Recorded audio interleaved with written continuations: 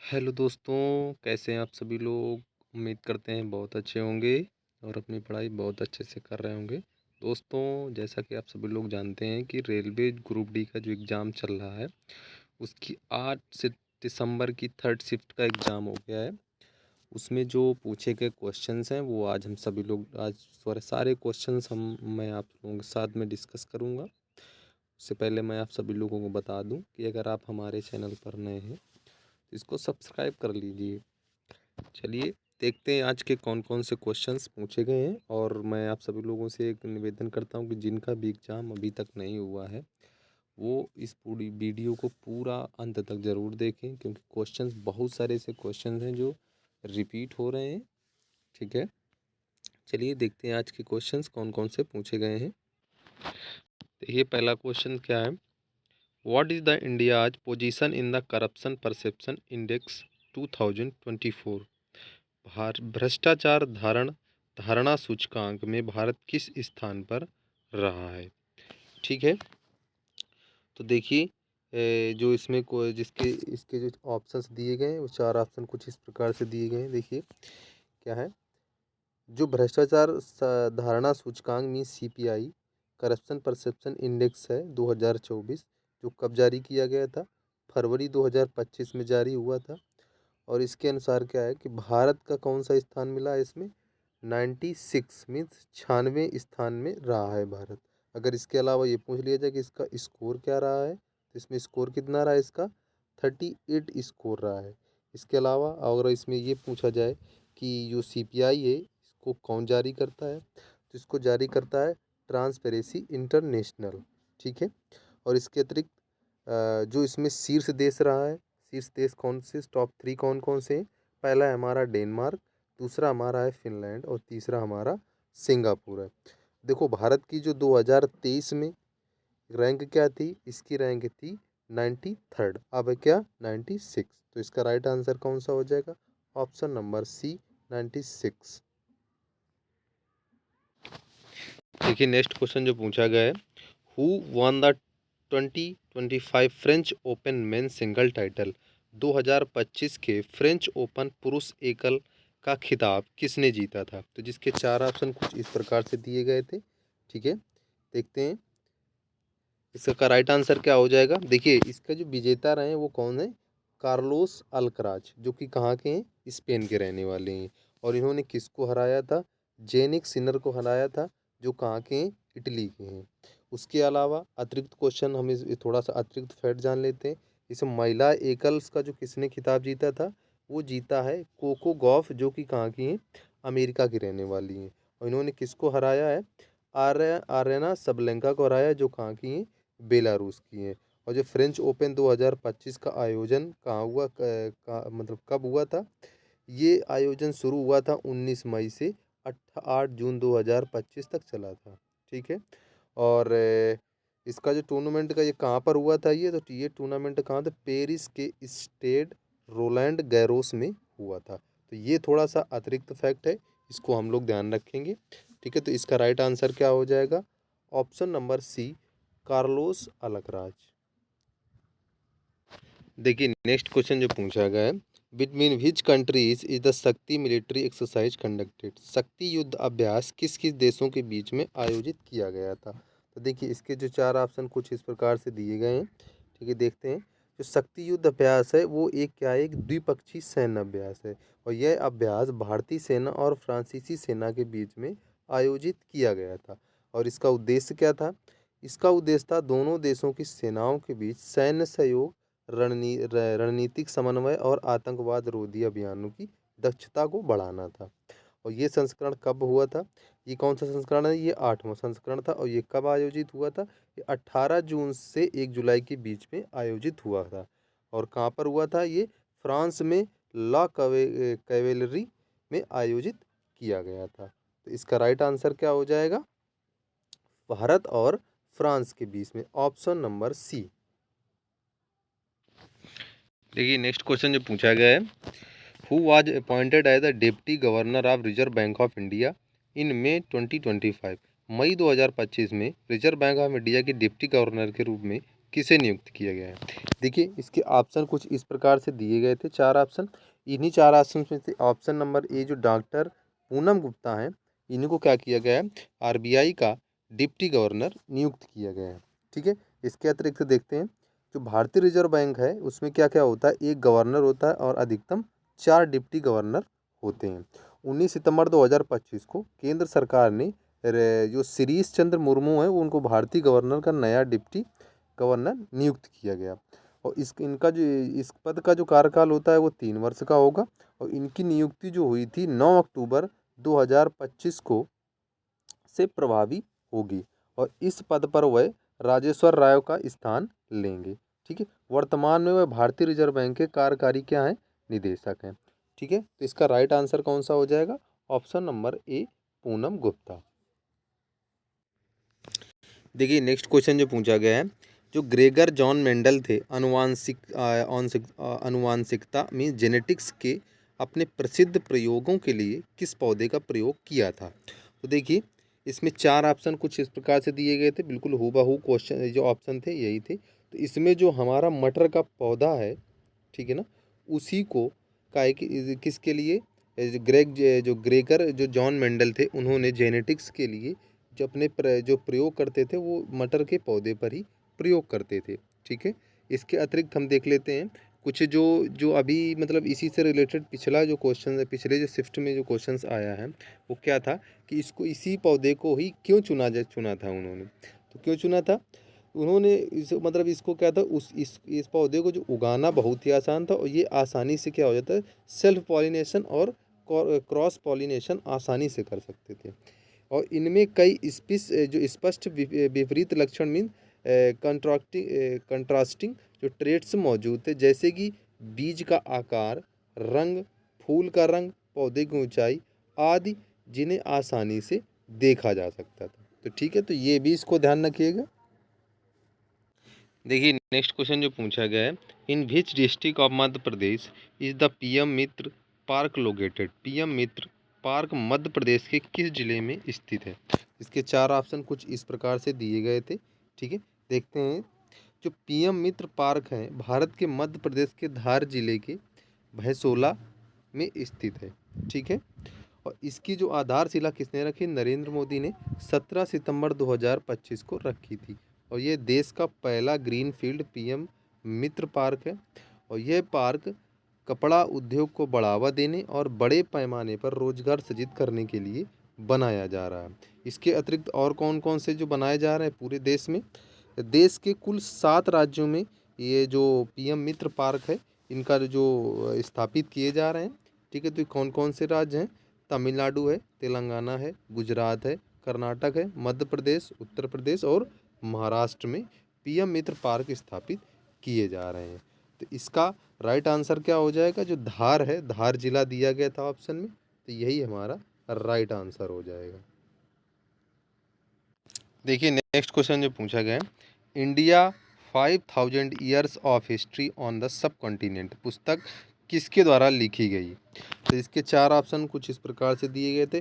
और इन्हीं 4 ऑप्शंस में एक ऑप्शन नंबर सी जो आंद्रे टुस्के था, यही इन्होंने इस पुस्तक को भी लिखा है। तो इसका राइट आंसर क्या हो जाएगा, ऑप्शन नंबर सी। देखिए नेक्स्ट क्वेश्चन जो पूछा गया है, अमीबा में खाद्य श्रृंखला क्या होती है, means what is the sequence of food intake in amoeba?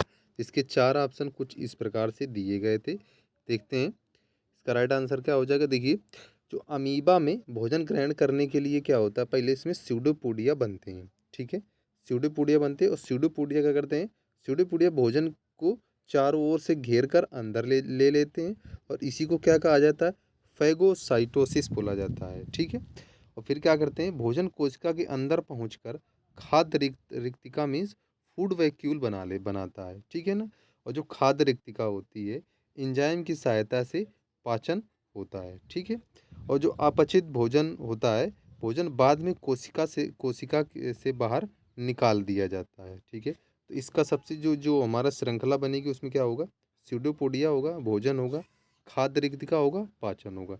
ये ऑप्शन नंबर बी में ये दिया गया है।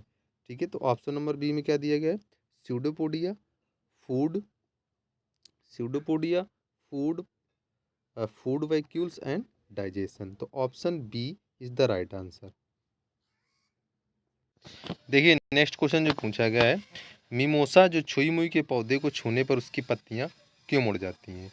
Means why do the leaves of mimosa pudica touch me not plant fold when touched. इसके चार ऑप्शन कुछ इस प्रकार से दिए गए थे। ठीक है, देखिए जो मिमोसा होता है, मिमोसा छुई मुई के पौधे को छूने से उनकी पत्तियां जो क्या होती हैं, सिस्मोनेस्टी नामक एक प्रक्रिया के कारण मुड़ जाती हैं, जिसमें पत्ती के आधार जिसे पल्विनस में कोशिकाओं के अंदर पानी का दबाव तेजी से बदल जाता है, जिससे पानी निकल कर निचले हिस्से में जमा हो जाता है और पत्तियां सिकुड़ कर बंद हो जाती हैं, जो शिकारियों का बचाव के लिए होती हैं। ठीक है, अगर ऑप्शंस में सिस्मोनेस्टी दिया होता है तो वही राइट आंसर हो जाएगा। अदरवाइज जो ऑप्शन दिया due to sudden change turgor pressure means जो हमारा प्रेशर के कारण जो परिवर्तन होता है वही इसका राइट आंसर हो जाएगा। तो ऑप्शन बी हो जाएगा इसमें राइट आंसर। देखिए नेक्स्ट क्वेश्चन जो पूछा गया, where does reproduction occurs in a cell. कोशिका में प्रजनन कहाँ होता है? इसके चार ऑप्शन कुछ इस प्रकार से दिए गए थे। ठीक है, देखिए जो कोशिका में प्रजनन में सेल रिप्रोडक्शन मुख्य रूप से कोशिका विभाजन के माध्यम से होता है, जो कहाँ पर होता है, केंद्रक में शुरू होता है और फिर जो हमारा साइटोप्लाज्म में बढ़कर नई कोशिकाओं को बनाता है, जिसमें क्या होता है, कुछ समसूत्री और कुछ अर्धसूत्री मीन्स मिटोसिस एंड मियोसिस विभाजन शामिल है। और ये सभी कोशिका के विभिन्न चरण में होते हैं, जिसे एम चरण में होते हैं। ठीक है, तो वैसे इसका राइट आंसर क्या हो जाएगा, जो न्यूक्लियस में शुरू होता है, तो ये ऑप्शन नंबर बी न्यूक्लियस, यही ऑप्शन बी राइट आंसर हो जाएगा इसका। देखिए नेक्स्ट क्वेश्चन जो पूछा गया है, recently which bank extended the trading hour of interbank call money market by 1 hour till 7 PM from July 1 2025 में। हाल ही में किस बैंक ने 1 जुलाई 2025 से इंटरबैंक कॉल मनी मार्केट के लिए ट्रेडिंग घंटों को 1 घंटे बढ़ाकर शाम 7 बजे तक कर दिया है? जो किसी कौन सी बैंक ने किया, इसके चार ऑप्शन दिए गए थे। जो आरबीआई है, हमारी रिजर्व बैंक ऑफ इंडिया ने, ठीक है ना, उसने क्या कर दिया है कि जो ये 7 बजे तक बढ़ाकर कर दिया। तो इसका option B is the right answer. देखिए नेक्स्ट क्वेश्चन जो पूछा गया है, यदि किसी वस्तु की ऊंचाई को 2 गुना कर दिया जाए तो उसकी स्थितिज ऊर्जा कितने गुना बढ़ जाती है? Means if the height of an object is doubled by how many times does it's potential energy increase. तो देखिए जो पोटेंशियल एनर्जी हमारी होती है, पोटेंशियल एनर्जी का जो फार्मूला क्या होता है, mgh होता है। ठीक है ना, अगर हम हाइट को 2 गुना कर देते हैं, मीन्स अगर हम देखेंगे तो mg × 2h कर देंगे, तो हमारी पोटेंशियल एनर्जी क्या हो जाएगी, 2 गुना हो जाएगी, क्योंकि ये डायरेक्टली प्रोपोर्शनल होती है हाइट के। ठीक है ना, तो इसका राइट आंसर क्या हो जाएगा, 2 गुना means 2 times. Option number C is the right answer. देखिए नेक्स्ट क्वेश्चन जो पूछा गया है, which of the following does not burn with a flame. निम्नलिखित में से कौन ज्वाला के साथ नहीं जलता है? इसके चार ऑप्शन कुछ हू बहू इसी प्रकार से दिए गए थे। देखते हैं एक एक आंसर, एक एक जो ऑप्शन उसको हम डिस्क्राइब कर लेते हैं।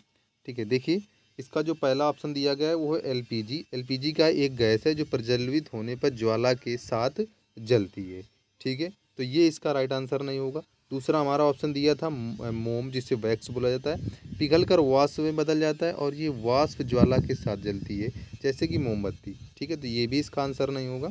ऑप्शन नंबर सी में दिया था वुड, जो लकड़ी में वाष्पशील हाइड्रोकार्बन होते हैं, जलने पर ज्वाला उत्पन्न करते हैं।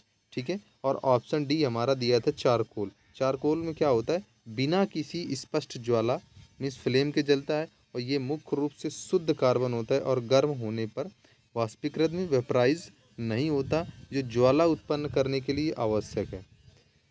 इसके बजाय यह चमकता और गर्मी पैदा करता है। तो इसका राइट आंसर क्या हो जाएगा, जो चारकोल, ऑप्शन नंबर डी में जो दिया गया था। ठीक है, जो ऑप्शन नंबर डी में दिया गया है चारकोल, यही इसका राइट आंसर हो जाएगा। देखिए नेक्स्ट क्वेश्चन जो पूछा गया है, what is the reason for carbon having a valency of 4? Carbon की संयोजकता 4 होने का क्या कारण है? जिसके ऑप्शन 4 जो दिए गए थे कुछ इस प्रकार से दिए गए थे, देखते हैं। देखिए, जो कार्बन हमारा होता है इसकी संयोजकता 4 होती है, क्यों? क्योंकि इसके जो बाहरी कोश में जो होते हैं वो 4 इलेक्ट्रॉन होते हैं और इन्हीं इलेक्ट्रॉनों को खोने या पाने के बजाय अन्य परमाणुओं के साथ में वो साझा करके अपने ऑक्टेट को पूरा करता है, जिससे ये 4 संयोजक बंद मीन्स कोवैलेंट बॉन्ड बनाता है और यही इसकी टेट्रा वैलेंसी है। तो क्योंकि इसके 4 जो आउटर मोस्ट शेल पे 4 इलेक्ट्रॉन होते हैं, इस वजह से इसमें क्या होता है, इसकी जो वैकेंसी जो वैलेंसी हो जाएगी वो 4 होती है, ठीक है ना। तो ऑप्शन नंबर ए जो दिया गया था वही इसका राइट आंसर हो जाएगा। देखिए, नेक्स्ट क्वेश्चन जो पूछा गया है कि जब कैल्शियम ऑक्साइड के जल के साथ अपक्रिया करता है तो उत्पाद के रूप में क्या प्राप्त होता है? Means what is the form in calcium oxide react with water. तो देखिए, जो कब जब ये कैल्शियम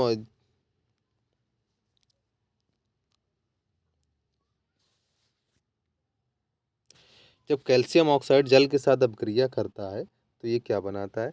जो कि कैल्शियम ऑक्साइड एक क्या होता है, एक क्विक लाइम होता है, ठीक है ना।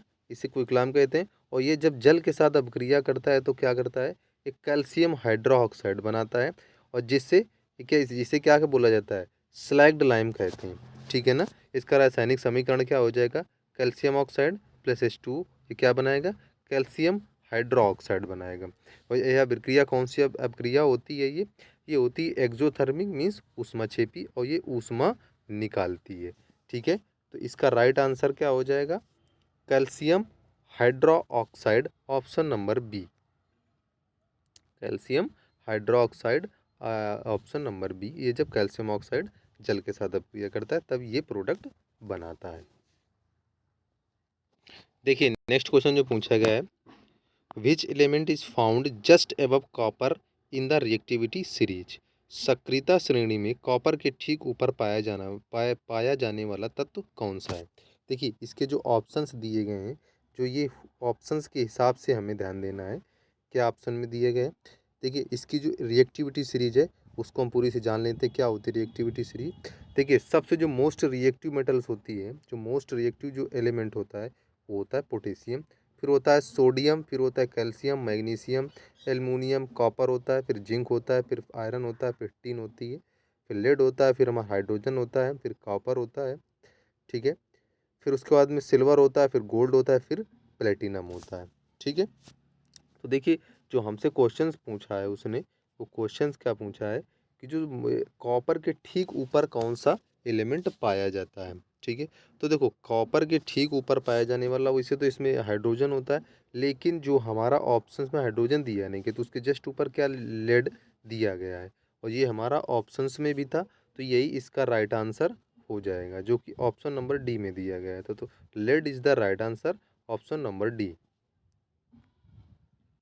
देखिए, नेक्स्ट क्वेश्चन जो पूछा गया है, डीआरडीओ और भारतीय नौसेना ने vertical launch short range surface to air missile का सफल परीक्षण ओडिशा के चांदीपुर स्थित एकीकृत परीक्षण रेंज में किस दिन किया था? तो ये देखो, इसके 4 ऑप्शन कुछ इस प्रकार से दिए गए थे। तो डीआरडीओ और भारतीय नौसेना ने कब किया था? ये किया था 26 मार्च 2025 को सफल परीक्षण किया गया था और ये परीक्षण कहाँ हुआ था? उड़ीसा के चांदीपुर स्थित एकीकृत परीक्षण रेंज से किया गया था, ठीक है ना। इसके अतिरिक्त जो हमारा जो VL जो जो एक स्वदेशी, ये क्या है, एक स्वदेशी नौसैनिक वायु रक्षा मिसाइल प्रणाली है, जिससे क्या है, युद्ध पोतों को से ऊर्ध्वाधर रूप से लॉन्च किया जाता है और इसका उद्देश्य क्या है, दुश्मन के विमानों, ड्रोन और एंटी शिप मिसाइलों को कम दूरी पर नष्ट करना, ठीक है। तो इसका राइट आंसर क्या हो जाएगा, 26 मार्च 2025। देखिए, नेक्स्ट क्वेश्चन जो पूछा गया है, what is required for the propagation of sound? ध्वनि को गमन करने के लिए किसकी आवश्यकता होती है? जिसके 4 ऑप्शन कुछ इस प्रकार से दिए गए थे। देखिए, जो ध्वनि एक क्या है, एक यांत्रिक तरंग है, मीन्स मैकेनिकल वेव है। इसके गमन के लिए किसी माध्यम की आवश्यकता होती है जो कि ठोस हो, द्रव हो या गैस हो, और ये क्या होता है, निर्वात में मीन्स वैक्यूम में नहीं चल सकती, क्योंकि वहाँ पर कोई कण उत्पन्न नहीं होते और वो कंपन कर उत्पन्न कर सकें। ठीक है। इसके अतिरिक्त देखिए, जो माध्यम के कणों जो क्या करते हैं, ध्वनि को आगे बढ़ाते हैं। ठीक है ना। और ध्वनि क्या होती है, ठोस में अधिकतम चाल से गमन करती है, क्योंकि इसके अणु एक दूसरे के बहुत करीब होते हैं, जिससे ऊर्जा का स्थानांतरण तेजी से होता है। और इसके बाद तरल और फिर गैसों में चाल कम होती है। ठीक है। तो इसका राइट आंसर क्या हो जाएगा, ऑप्शन नंबर बी, वैक्यूम मतलब मीडियम, किसी मीडियम की आवश्यकता होती है। देखिए नेक्स्ट क्वेश्चन जो पूछा गया है, what happens when a light ray passes from a rare medium to a denser medium. जब प्रकाश की किरण विरल माध्यम से सघन माध्यम में जाती है तो उसके साथ क्या होता है। इसके चार ऑप्शन कुछ इस प्रकार से दिए गए थे। देखिए, जब प्रकाश की किरण होती है जो विरल माध्यम से सघन माध्यम में जाती है तो वह अभिलंब की ओर झुक जाती है और उसकी गति क्या हो जाती है, धीमी हो जाती है, जिससे आपतन कोण और अपवर्तन कोण से बड़ा हो जाता है। जबकि आवृत्ति मीन्स फ्रिक्वेंसी समान रहती है, लेकिन तरंग दैर्घ्य जो कि वेवलेंथ क्या होती है, घट जाती है। ठीक है। तो इसका राइट आंसर क्या हो जाएगा, ऑप्शन नंबर बी में जो दिया गया है, जो किरण अभिलंब की ओर मुड़ जाती है means the ray bends toward the normal. तो option B is the right answer. देखिए नेक्स्ट क्वेश्चन जो पूछा गया है, by which process does the number of chromosomes become half half in the daughter cell. संतति कोशिका में गुणसूत्रों की संख्या किस प्रक्रिया द्वारा आधी हो जाती है। ठीक है। जिसके ऑप्शन कुछ इस प्रकार से दिए गए थे चार। ठीक है। देखिए, जो अर्धसूत्री विभाजन होता है जिसे मियोसिस बोला जाता है, इसमें क्या होता है, कोशिका विभाजन एक प्रकार है जो गुणसूत्रों की संख्या को आधा कर देता है, जिसके परिणाम स्वरूप चार संतति कोशिकाएं बनती हैं, जिनमें से प्रत्येक को जनन कोशिका की तुलना में आधी संख्या में गुणसूत्र होते हैं। ठीक है।